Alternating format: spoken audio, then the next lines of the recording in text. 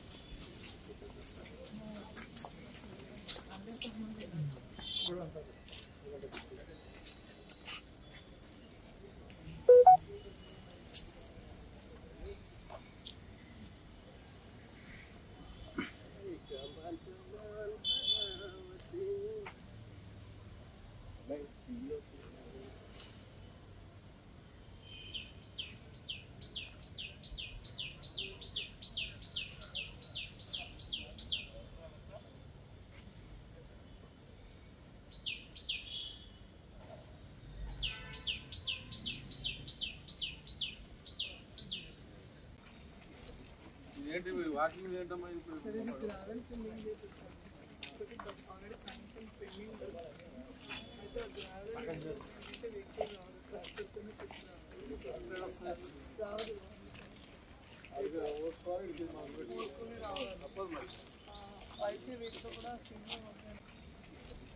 ఏంటి వాకింగ్ చేయడం అందరూ